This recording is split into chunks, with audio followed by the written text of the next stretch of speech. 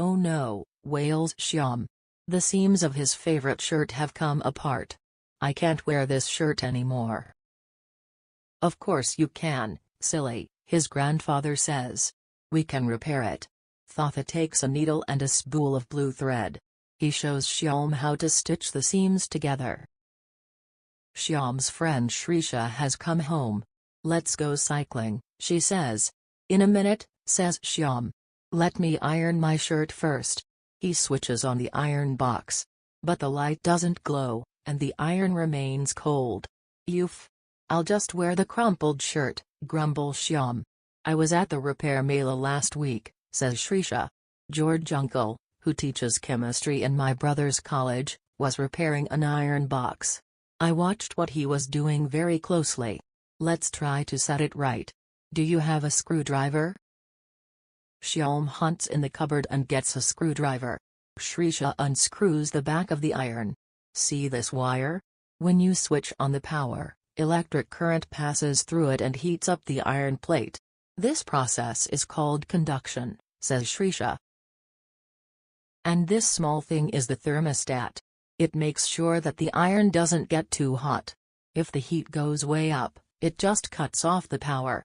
The red light goes out. When the iron cools down, the current flows again and the light comes on. Other heating devices must work the same way, right? Geysers, kettles, ovens?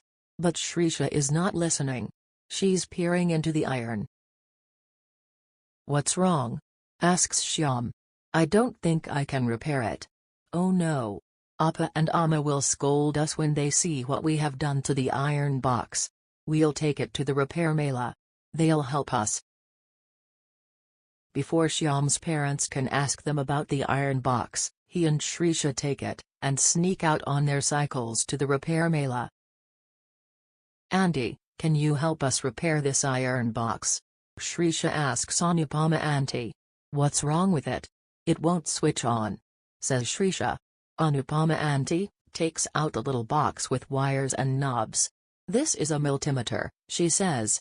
It checks if all parts of the iron are allowing electric current to flow. Let's start with the plug.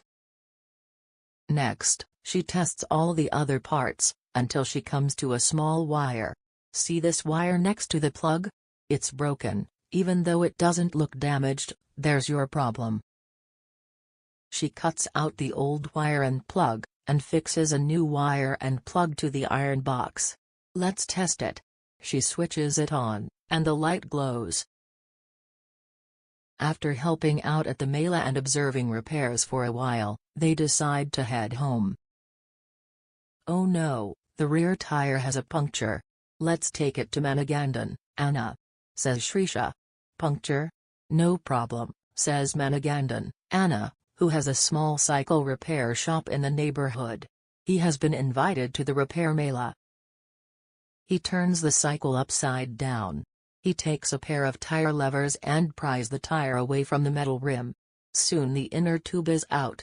Can you see a hole anywhere? Anna asks the children. They can't. Then how do you tell where the puncture is? He asks.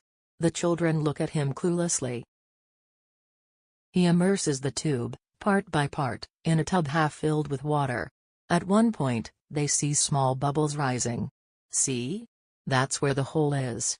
He cuts a small piece of rubber from an old tube. After rubbing the surface of the tube around the hole with sandpaper, he applies a rubber adhesive to the tube and the piece of rubber. Come, seal this, he says. Shyam puts the piece of rubber on the hole and presses it down. If not for professionals who fix cycles, umbrellas, footwear and other things, we would have mountains of waste all over, says Shyam. The tire is fixed, the iron is fixed, and Shrisha and Shyam ride back home. It is a day well spent. Don't throw it. Fix it. There is an urgent need to decrease the amount of non-biodegradable waste that humans generate.